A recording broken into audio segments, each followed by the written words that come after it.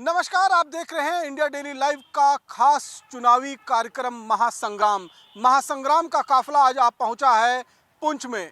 पुंछ का ये इलाका अब अनंतनाग राजौरी लोकसभा सीट का हिस्सा बन चुका है। पहले ये जम्मू लोकसभा सीट का हिस्सा हुआ करता था। पिछली बार यहाँ से भारतीय जनता पार्टी के उम्मीदवार जुगल किशोर शर्मा करीबन 3 लाख से ज़्यादा वोटों से उन्होंने जीत हासिल की थी। लेकिन उस वक्त ये पुंछ जो है वो जम्मू का हिस्सा हुआ करता था, जम्मू लोकसभा सीट का।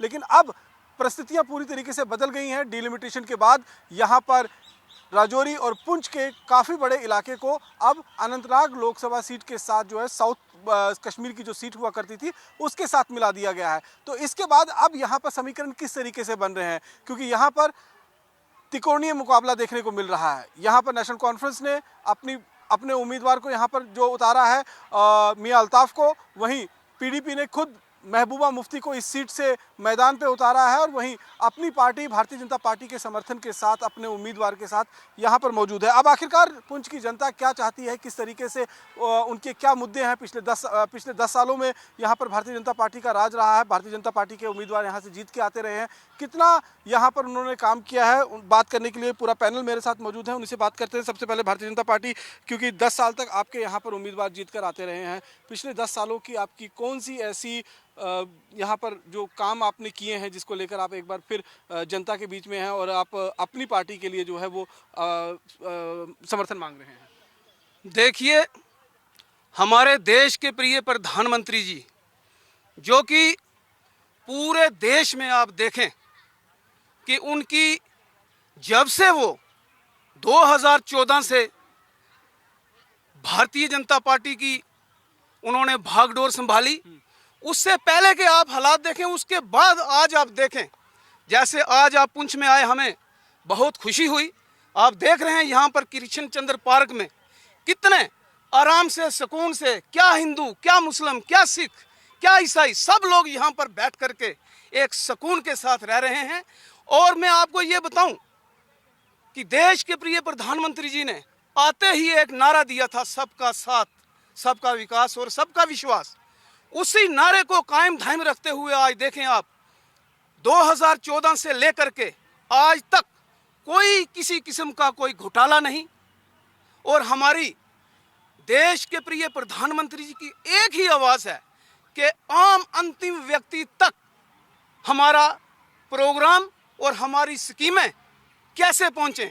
आज आप देख सकते हैं, देश के प्रिय प्रधानमंत्री जी दिल्ली में बैठ करके एक बटन दबाते हैं तो सभी जो स्कीम्स हैं और उसके अलावा जितने भी हमारे जनमानस आम गरीब कल्याण योजना के लिए काम हुआ, पुंछ के लिए क्या काम हुआ वो बता दीजिए आप मुझे। देखिए, मैं आपको ये बताऊं कि जब से देश के प्रिय प्रधानमंत्री जी ने देश की बागडोर संभाली, यहाँ पर जो है लेफ्टिनेंट गवर्नर साहब बैठे हुए हैं। लेकिन मैं आपको गांव की बात करूं कि हर गांव में कभी भी एक मकान जो है, जो पिछली गवर्नमेंटें होती थी, एक मकान एक पंचायत में नहीं आता था। आज आप किसी भी पंचायत में जाएं तो देखें कि 100 से ऊपर आवास योजना का फायदा लोगों को मिला है। बिल्कुल। अगर आपने इतना काम किया तो आपका उम्मीदवार कहाँ है इस सीट पे? भाई साहब, मैं आपको ये बताऊं, हमारी जो भारतीय जनता पार्टी है 300 सीट पर वो खुद इलेक्शन लड़ रहे हैं। और ये जरूरी नहीं है कि यहाँ पर कैंडिडेट नहीं है, हमारा और जहाँ भी है हम अलायंस में इलेक्शन लड़ रहे हैं। इसी तरह हम यहाँ भी अलायंस में इलेक्शन लड़ रहे हैं, कोई ऐसी बात नहीं है। हमारे साथ जितने भी जो लोग हैं बिल्कुल भारतीय जनता पार्टी के साथ शाना बिशाना चलने के लिए तैयार हैं। देश के प्रिय प्रधानमंत्री जी जिसके लिए कहेंगे, लोग जो हैं अपने वोट का वहीं जो है, प्रधानमंत्री के नाम पर अपनी पार्टी के लिए जो है वो वोट मांगा जा रहा है। अपनी पार्टी के नुमाइंदा भी हमारे साथ मौजूद हैं।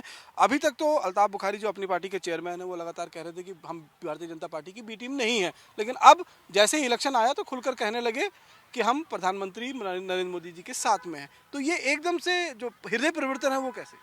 नहीं, वो तो ऐसी बात नहीं है कि वो इस वक्त अपनी पार्टी बीजेपी का अलायंस हुआ। वो तो मेरे ख्याल 3 साल से कह रहे हैं कि हमें जो भी हलाक करना है दिल्ली के साथ करना है। ये तो उनका मंशूर था, उनका एक स्टेटमेंट थी उस वक्त की कि हमें जो छीना गया हमारा, जिन लोगों को हरासमेंट की गई, जिन लोगों को कुछ ऐसी बातें हुई, हमने दिल्ली से जाकर उनको छुड़ाना है। इसी वजह से आज जो ए बी की बात की गई, तो ए बी की बात तो आप पहले भी कर सकते थे, इसमें दो नहीं है कि 2002 की बात है, 2014 की बात है कि भाई ए बी और नेशनल कॉन्फ्रेंस पीडीपी और इसमें बीजेपी का अलायंस था। अलायंस की कोई ऐसी बात ही नहीं है, सिर्फ एक प्रोपोगंडा है इसमें, जिस प्रोपोगंडा के मुताबिक ए बी की बात करें। बाकी मेरे अध्यक्ष जी ने बताया बीजेपी ने कि ये अलायंस है, अलायंस तो किसी के साथ भी हो सकता है। आप भी तो कहीं रस्से तोड़ रहे हैं कि हम बीजेपी के साथ अलायंस करें। मैं तो देखता हूँ फारूक अब्दुल्ला। आप भारतीय जनता पार्टी की पीठ पर सवार होकर अपने आप को इस सीट पर जो इलेक्शन होगा उसमें कहाँ अपने आप को पा रहे हैं और क्यों आपको लग रहा है कि आपको लोग वोट देंगे? देखिए, जो अपनी पार्टी का यही मंशूर था कि हम बीजेपी जो है हमारे अलायंस है, अब अलायंस बनी है। ए बी का मसला तो 2020 से चल रहा है ना। अगर आज चल रहा, आप तब पूछ रहे कि ये ए बी का, ये तो 4 साल पहले चल रहा है कि ए बी की बात है। आज जो भारतीय जनता पार्टी के साथ अगर अलायंस हुआ अपनी पार्टी का, उस अलायंस में यही उसका मंशूर था अल्ताफ साहब बुखारी का कि हमने जो उस वक्त वादे किए थे लोगों के, वो दिल्ली के साथ किए थे। हम वाशिंगटन या पाकिस्तान के साथ बात नहीं करना चाहते, हम दिल्ली से बात करेंगे। अगर स्टेट हुड हमें छीना गया उस वक्त के मुताबिक, हम दिल्ली से लेंगे। हमें अगर 370 की बात हो रही है तो हमारा दिल्ली से बात होगी। हमारे जो नौजवान अंदर हैं या कहीं पर ऐसी परिस्थितियां लोगों पर आई हैं तो वो दिल्ली से बात करेंगे। क्या हम देख सकते हैं कि पाकिस्तान के आज मेरे ख्याल आटा लेने के लिए मजबूर है, किलो आटा नहीं को मिल रहा है, या 800-800 रुपया उनकी कीमतें। दावेदारी कितनी मजबूत है? मैं तो कहता हूँ हम तो जीतेंगे ये सीट, ये हमारी सीट जीतने वाली है, इसमें कोई दरार नहीं है। आज हमारे लीडर आना शुरू हो गए हैं। अल्ताफ साहब भाई को आएंगे, कल हमारे जफर इकबाल साहब मनाज साहब आ रहे हैं, उसके हसन मीर साहब आएंगे, प्रोविंशियल प्रेसिडेंट आएंगे। ये सीट पर पूरा दावा है हमारा। चलिए, यहाँ पर त्रिकोणीय मुकाबला कहीं ना कहीं देखने को मिल रहा है और सबसे बड़ी पार्टी जो है यहाँ पर नेशनल कॉन्फ्रेंस है और नेशनल कॉन्फ्रेंस के मियाँ अल्ताफ एक रिलीजियस लीडर भी हैं, उनको मैदान से उतारा गया है।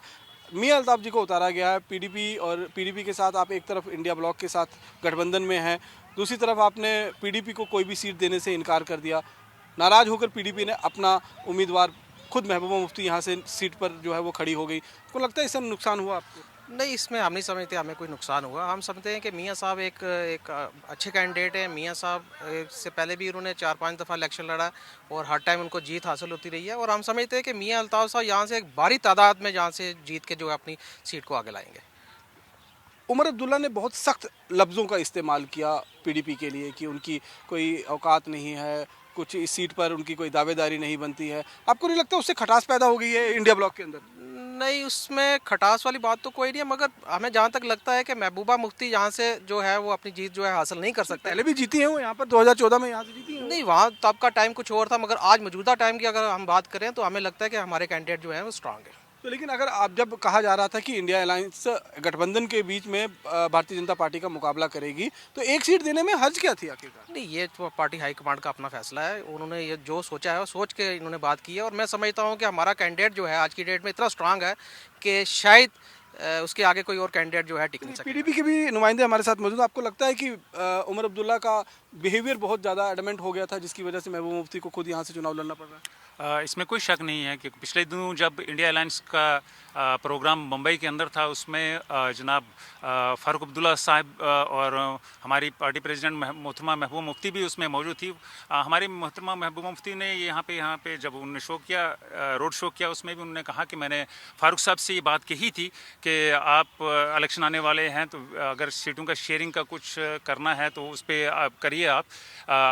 मगर अचानक से जब उन्होंने फारूक साहब से बात की तो इधर उमर अब्दुल्ला साहब ने एकदम से प्रेस कॉन्फ्रेंस बुलाकर जैसा कि आपने बताया भी कि क्या क्या अल्फाज का इस्तेमाल किया, और उन्होंने कहा कि हम तीनों सीटों पर लड़ने जा रहे हैं, जिसकी वजह से हमारे जो वर्कर हैं पीडीपी के जो यहाँ पे जाले हैं, उन्होंने मैडम को मजबूर किया कि हमने लड़ना है, तीनों सीटों पर लड़ना है और ये दिखाना है कि पीडीपी अभी कितनी यहाँ पे मौजूद है। आपको लगता नहीं कि इंडिया ब्लॉक कमज़ोर हो गया पूरी कश्मीर घाटी में? ये इंडिया ब्लॉक का मैं नहीं कह सकता, लेकिन बाकी पार्टियों पे इसका असर ज़रूर पड़ेगा। पीडीपी का इसको ज़रूर फ़ायदा मिलेगा आने वाले वक्त में इलेक्शन में, क्योंकि लोग ये देखते हैं कि अगर ये अलायंस था तो किस पार्टी ने इस अलायंस को तोड़ा और क्यों कर तोड़ा, अपनी मकसद हासिल करने के लिए तोड़ा या लोगों की फलाह बहबूद के लिए तोड़ा। चलिए भारतीय जनता पार्टी से भी हम बात कर लेते हैं। आपको लगता है कि अभी तक जम्मू की जो 2 सीटें थी उस पर भारतीय जनता पार्टी का कब्जा हुआ करता था, कश्मीर की 3 सीटें कभी पीडीपी तो कभी नेशनल कॉन्फ्रेंस जीत रही थी, लेकिन जम्मू का एक बड़ा हिस्सा, पुंछ और राजौरी का हिस्सा आपने थाली में परोस के कश्मीरी पार्टियों को दे दिया है? नहीं, ऐसी बात नहीं है। हमारी जो बीजेपी, हमारे जो नरेंद्र मोदी जी हैं हमारे, उन्होंने बड़ा डिसीजन सोच के लिया है पार्टी ने। तो जहाँ भी हम, ऐसी बात नहीं है कि हम यहाँ खड़े नहीं, हमारा कैंडिडेट नहीं है, हम जिससे अलायंस करेंगे वो निश्चित जो है जीत हमारी है। जहाँ तक नरेंद्र मोदी जी का तल्लुक है, मैं बॉर्डर से आता हूँ। इतनी शेलिंग होती थी पाकिस्तान में, आप खुद जानते हो, आपने कवर बड़े किया हुआ, इतनी शेलिंग थी। जब से नरेंद्र मोदी जी आए हुए हैं कोई शेलिंग नहीं, हम आराम से रह रहे हैं बॉर्डर में, कोई हमें कोई शांति नहीं है। उसके बाद जो उनके विकास के जो काम है वो सभी दुनिया जान रही है कि वो कर रहे हैं। उनकी जो डंका पूरी दुनिया बज रहा है, नहीं यहाँ बज रहा है हमारा। और हमें जो सबसे बड़ी जो खुशी हुई, हमारे जहाँ हमने कोई 40 साल से हमारी मांग थी पहाड़ी स्टेटस का, जो हमें ST स्टेटस था, वो भी नरेंद्र मोदी ने, अमित शाह जी ने हमारा वो सपना 40 साल से पूरा किया है। हमारे जो पहाड़ी जो कबीले के लोग हैं सभी वो जो जहाँ कमल खिलाने का जो सपना था कश्मीर घाटी के अंदर, वो तो अब सपना ही रह गया ना आपका। नहीं, ऐसी बात नहीं है, वहाँ भी अलायंस में है, वहाँ पर भी ऐसी बात नहीं है। ये पार्टी का डिसीजन होता है, उसी के साथ हमने चलना होता है। ऐसी बात नहीं, हमने देखना हमारी सीटें, मैक्सिमम सीटें हमारी बीजेपी की स्टेट से बीजेपी की ही होंगी। तो अगर जिस तरीके से यहाँ पर इस सीट की बात करें तो लगातार भारतीय जनता पार्टी ये दम भर रही थी कि हम इस सीट से अपना खाता खोलेंगे कश्मीर घाटी के अंदर, और इसीलिए डिलिमिटेशन के माध्यम से ये बहुत सारी चीज़ें जो है चेंजेस भी लाई गए थे। तो आपको लगता नहीं कि लास्ट मौके पर जो है ये सारा काम गड़बड़ हो गया? नहीं, यहाँ पर जितने भी लोग हैं, मैं आपको बताता चलूँ, यहाँ पर 65% लोग जो हैं पहाड़ी कबीले से ताल्लुक़ रखते हैं और 45% लोग जो हैं गुजर कबीले से ताल्लुक़ रखते हैं। तो पहली बार जो 70 साल से एक बहुत बड़ी डिमांड थी पहाड़ियों की, वो नरेंद्र भाई मोदी जी की सरकार ने, हमारे अमित शाह जी जो होम मिनिस्टर हैं, वो राजौरी में आए और वहाँ पर उन्होंने अनाउंस किया और उसके बाद पार्लियामेंट में हमारा बिल पास हो गया। और लोगों के अंदर एक बहुत बड़ी खुशी की लहर थी कि जब शेड्यूल ट्राइब स्टेटस हमें बीजेपी गवर्नमेंट ने दिया है तो बीजेपी का कैंडिडेट भी खड़ा होगा। लास्ट मोमेंट तक हम वाच करते रहे कि नरेंद्र अपने रविंदर रैना जी जो हमारे स्टेट के प्रेसिडेंट हैं वो यहाँ से लड़ेंगे, और पूरी तरीके से लोग मन बना के बैठे थे। 65% लोग जो थे पहाड़ी लोग और कश्मीरी लोग भी जो हमारे इस कश्मीरी बेल्ट में आते हैं, सबका यही मन था कि रैना साहब आएँ। लेकिन ये नेशनल पॉलिटिक्स में, नेशनल इंटरेस्ट में जब सेंटर बॉडी ने जो फैसला लिया, हम उसके साथ हैं। सर माथे पे हमारा वो फैसला जो बीजेपी हाईकमांड ने लिया है, हम उसके साथ हैं। लेकिन विकास यहाँ पर बहुत बड़ा विकास यहाँ पर हुआ है।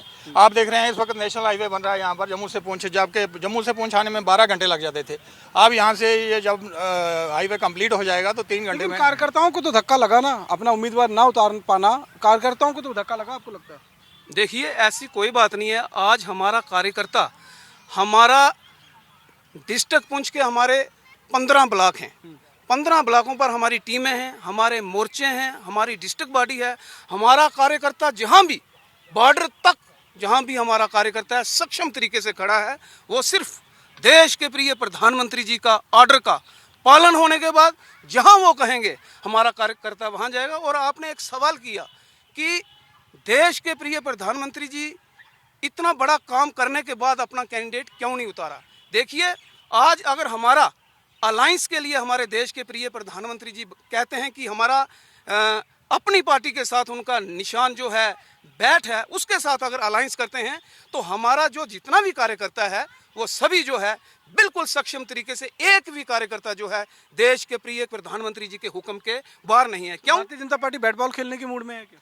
बिल्कुल जी, हम पार्टी का स्वागत करते हैं जो भारतीय जनता पार्टी ने अलायंस किया। हम पूरे हिंदुस्तान में अलायंस में इलेक्शन लड़ रहे हैं, तो यहाँ क्यों नहीं, ये कोई सवाल नहीं है। हम अलायंस में इलेक्शन अगर लड़ रहे हैं तो हम बिल्कुल बैट बॉल को कामयाब करेंगे, इसको बैट को कामयाब करेंगे। और हमारे एनडीए में जो इस बार हमारा 400 पार का नारा है, उसमें अपना योगदान पुंछ से भी डालेंगे। तो हम ये कहेंगे, हम अपने जो 400 पार का नारे में हम भी शामिल होंगे शाना बिशाना। जब से प्रधानमंत्री जी ने धारा 370 हटाई है, आप देखें यहाँ चैन से, अमन से लोग रह रहे हैं।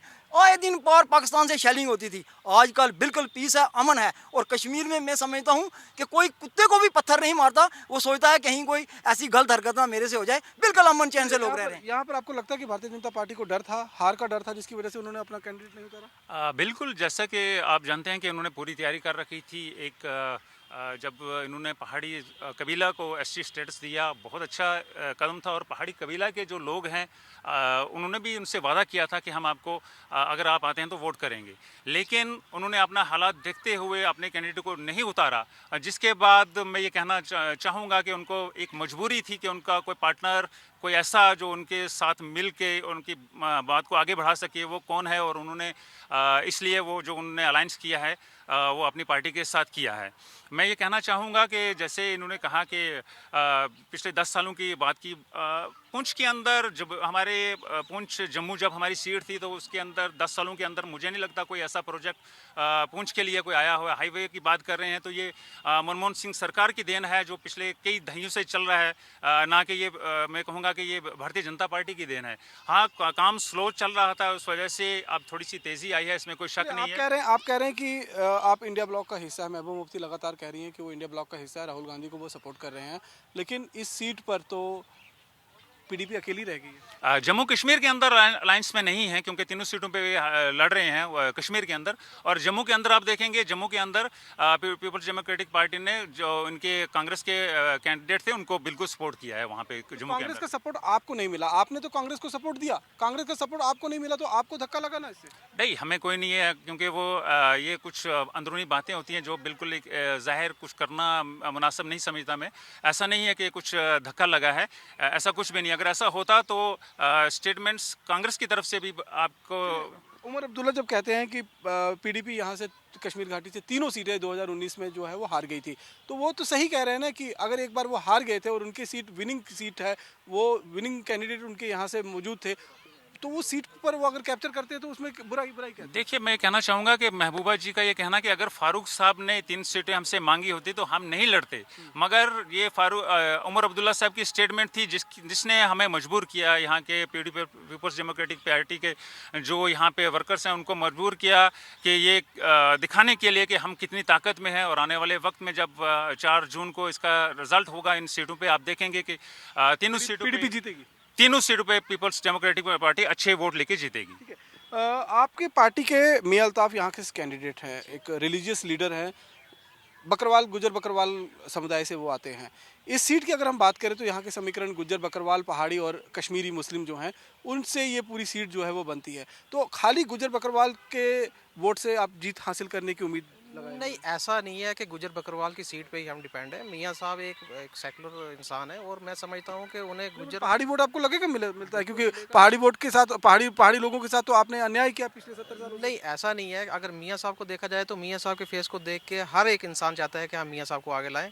और अगर हम यहाँ की डेवलपमेंट की बात करें तो पिछले 10 सालों में जो डेवलपमेंट यहाँ पे हुई है, जो मौजूदा सरकार रही है, उसको देख के भी लोगों ने अपना एक मन बनाया हुआ है कि हमने इस बार यहाँ पे चेंज लानी है। मुझे लगता है कि यहाँ पे मियाँ साहब एक ठीक भारी मात्रा में जो है अपनी जीत जो है हासिल। पिछले 5 सालों में जिस तरह से हसनैन मसूदी जी वहाँ से कैंडिडेट थे, साउथ कश्मीर से, वो जीत कर आए थे वहाँ से, क्या कुछ उनके ऐसे काम थे जिसको लेकर आपको लगता है कि दोबारा कश्मीर की जनता जो है वो आपको समर्थन देगी? कश्मीर की जनता ने तो एक अपना माइंड बनाया हुआ है। मैं समझता हूँ कि मसूदी साहब ने भी वहाँ पे डेवलपमेंट जो है करवाई है, मगर जो मौजूदा अगर हम यहाँ की बात करें तो मुझे लगता है कि पिछले 10 सालों में जो डेवलपमेंट यहाँ पे जो होनी चाहिए थी वो नहीं हुई है। उस चीज़ को देख के लोगों ने अपना एक मन जो है बनाया हुआ है कि किसको आगे लाना है। चलिए, आखिरी में आपसे जस्ट पूछना चाहूँगा कि जिस तरीके से जो समीकरण यहाँ इस सीट के ऊपर हैं, गुज्जर बकरवाल, पहाड़ी और ओबीसी के साथ साथ में जो आपके कश्मीरी मुस्लिम हैं, क्या रेशो आपको लग रहा है, किस तरीके से आपको लग रहा है कि इसमें आपको जो है वो समर्थन मिलेगा